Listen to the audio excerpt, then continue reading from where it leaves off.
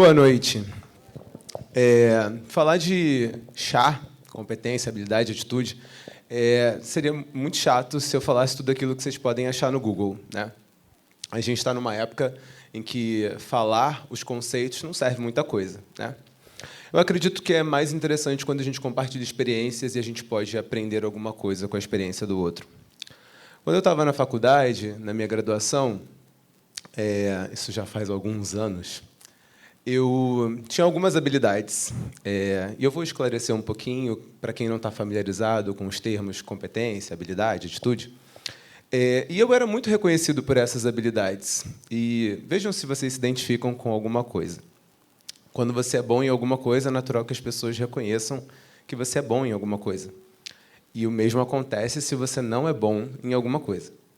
Só que pode ser que você seja muito bom em alguma coisa e isso não seja suficiente para você. Era um pouco do que acontecia comigo.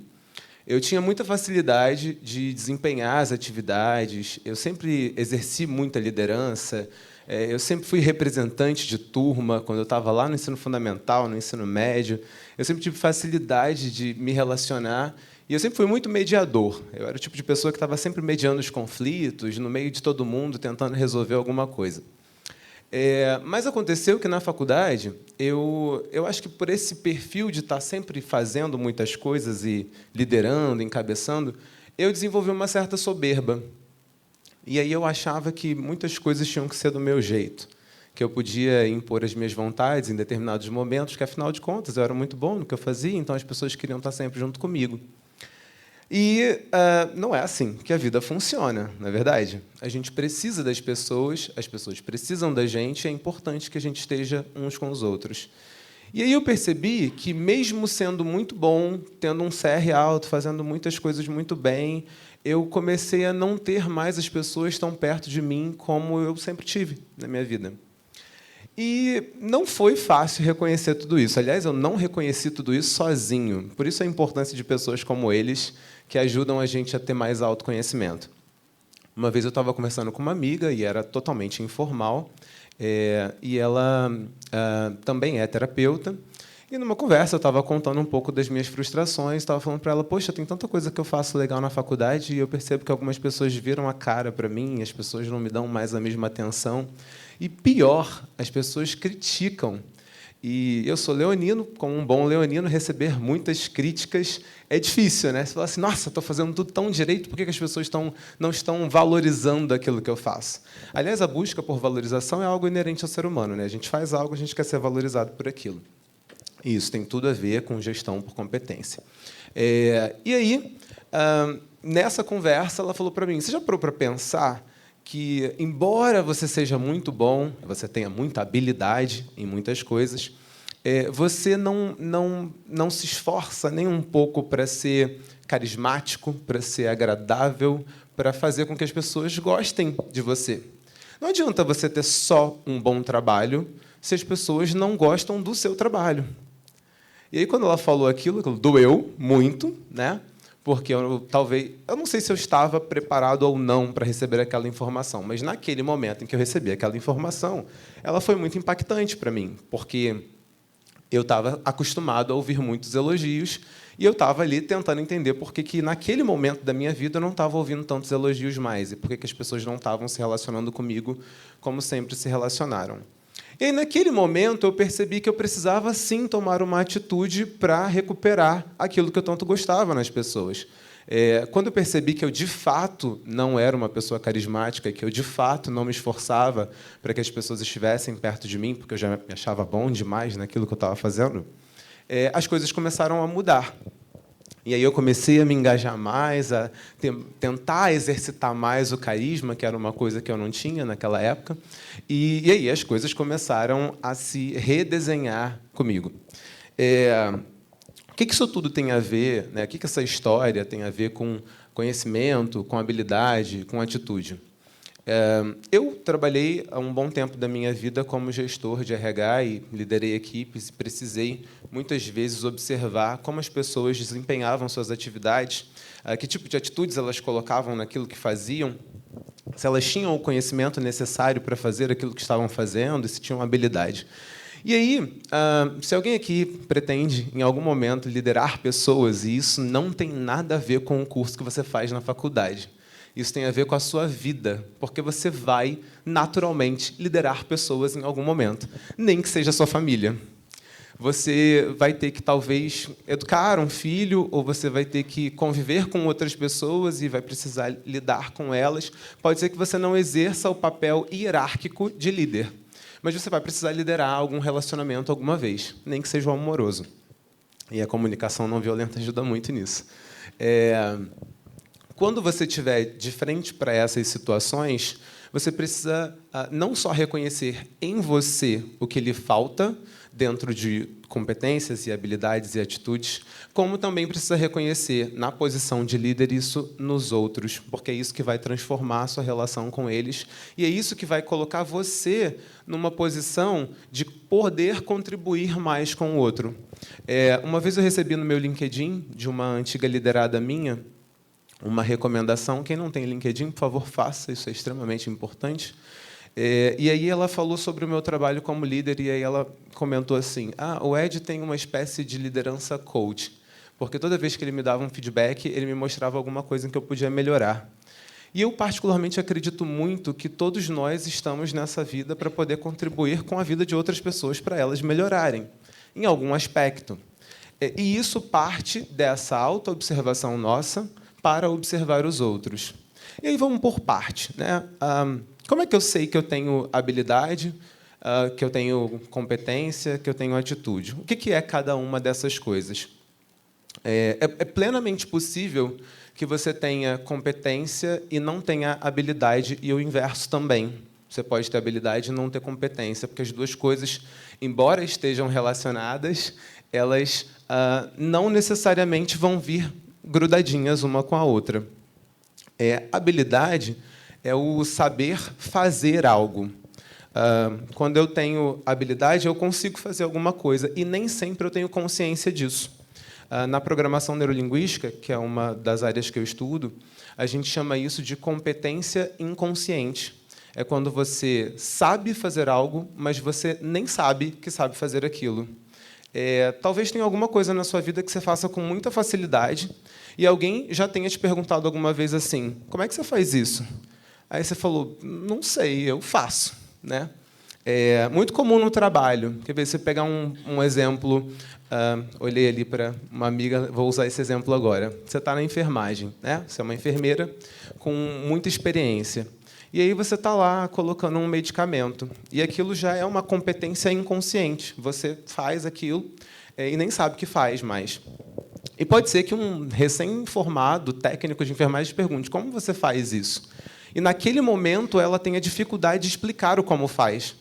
Porque aquela habilidade ela já é tão tácita, né? Ela está tão já na veia, no sangue, que ela talvez não tenha mais a capacidade de claramente explicar didaticamente para o outro como fazer aquilo. E isso é muito comum. Aliás, esse é um dos grandes desafios dos gestores modernos, é conseguir transformar habilidades tácitas em conhecimento, em competência. Porque, às vezes, a pessoa ela tem muita habilidade, ela sabe fazer muita coisa. E isso, às vezes, é até uma barreira em estruturas mais formais, porque, às vezes, você tem um profissional que é muito bom, ele tem muita habilidade, mas ele não tem a competência formal. E aí você não pode promovê-lo por isso. Eu já passei por essa situação, por exemplo. Às vezes você tem um cara bom... Vê um exemplo, estagiários. Às vezes você tem um estagiário muito bom, que ele tem muita habilidade para fazer determinada função, mas você só pode contratá-lo para analista de alguma coisa dentro daquele plano de competências da empresa, se ele já tiver ensino superior. E aí você não pode contratar o cara porque ele não enquadra dentro de uma perspectiva formal. E a competência está muito relacionada com isso. A habilidade, enquanto é o saber fazer algo, a competência é o saber, é o conhecer algo. E isso está relacionado com conhecimento formal. É provar que você... A competência, de uma maneira assim, bem didática, ela não está no nível do conhecimento, habilidade e atitude? Ou seja, hand, head e heart? Elas estão relacionadas. Eu vou... Eu só vou te pedir licença, porque eu já estou com um tempo assim, um pouquinho no limite, e a gente conversa sobre isso no final. Pode ser? Mas o seu raciocínio está correto. A competência está em cima e as outras coisas estão dentro dela. Mas aí, o que eu estava querendo dizer é que a competência ela geralmente passa por uma chancela de conhecimento formal. Você só diz que uma pessoa é competente não só porque ela tem habilidade, mas porque ela foi chancelada para ter aquela competência. E a atitude, então, se a gente relacionar a habilidade com o saber fazer algo e a competência com o saber, com o conhecer, a atitude seria algo muito próximo do querer fazer, né? Quando, às vezes... Por isso que eu tomo muito cuidado em falar que elas estão todas grudadas numa coisa só, porque eu posso muito bem ser competente e não ter atitude nenhuma. Aliás, isso é muito comum, né? Tem centenas de milhares de pessoas com a chancela do conhecimento, com o mais alto nível de poder comprovar o conhecimento, como um pós-doutorado, mas, se você for analisar os resultados práticos da vida dessa pessoa, são, talvez, decepcionantes. Vou usar esse adjetivo. Porque, às vezes, aquela pessoa ela alcançou, né, o potencial de provar que sabe algo, ela tem conhecimento sobre algo, mas ela não necessariamente tem habilidade para fazer determinadas coisas. Um ótimo exemplo disso é a realidade da educação brasileira no ensino superior. Desculpem a crítica, mas eu vivo isso, porque eu sou da academia, eu estou no mestrado, mas nós temos muitos professores doutores com mínima habilidade didática. Verdade ou mentira? Então, esse é o melhor exemplo que eu poderia utilizar para dizer que aquela pessoa tem competência, mas, muitas vezes, ela não tem a habilidade para executar aquilo. E pode ser que ela também não tenha atitude. Porque, se eu tenho competência e eu estou num lugar em que eu posso executar algo, se eu tiver atitude, eu posso mudar isso. Eu sou professor de educação básica, e aí eu vou usar esse exemplo para fechar a minha fala. Hoje, eu estava na sala dos professores e uma professora de matemática entrou na sala, a gente estava no intervalo, e ela começou a falar que ela estava com problemas de relacionamento muito forte com uma turma e que ela levou 2 alunos que estavam causando muito problema para a turma dela hoje para a orientação educacional, e ela disse que não sabia o que fazer e que ela estava muito aflita, e ela começou a chorar e falou que ela não sabia como lidar com aquele problema. E aí ela olhou para mim e falou assim: eu faço o quê? Eu faço trabalhos em grupo, eu faço pares, eu faço uma dinâmica. E ela mostrou, naquele momento, profunda inabilidade em resolver aquele problema que ela estava tendo. Competência técnica para dar aula ela tem. Ela fez matemática, ela tem pós-graduação, ela é concursada, mas ela não está tendo habilidade para resolver problemas interpessoais na sala. Os alunos, depois dessa atitude dela, hoje, se organizaram e foram até a supervisão reclamar dela. E eu acho que foi isso que mexeu mais ainda, né, com ela. E aí ela pediu ajuda para mim e para outros professores. Você imagina a situação, né? Uma professora, sei lá, com 10 anos, 15 anos de sala de aula, chorando na sala dos professores, pedindo ajuda para outros, eu muito mais novo do que ela, me pedindo ajuda sobre como resolver esse problema. É mais um exemplo, né, do quanto que, às vezes, a gente tem esse fosso entre uma coisa e outra. Competência ela tem, mas está faltando habilidade nesse momento, porém, graças a Deus, ela demonstrou atitude, né? Ela demonstrou que está disposta. E aí foi engraçado, porque a supervisão falou para ela assim: você podia dar uma aula mais tranquila. Essa escola é uma escola perto da praia. Falaram assim: você podia levar os alunos para a praia, sentar com eles. Aí ela olhou e falou assim: mas eu sou professor de matemática. Como é que eu vou levar os alunos para a praia, sentar e ensinar coisa para eles? E é muito compreensível, né? Porque, dentro do mindset dela, dentro da visão de mundo dela, isso não cabe. Embora eu veja muitas coisas. Eu já vejo várias coisas acontecendo numa aula de matemática na praia. Mas ela, nesse momento, está carente de algumas habilidades para aplicar isso, para resolver isso. E a gente vai resolver com esse suporte que a gente vai dar para ela. Mas, nesse momento em que ela falou, me ajuda, ela estava falando assim: olha, eu estou disposta a tomar uma atitude.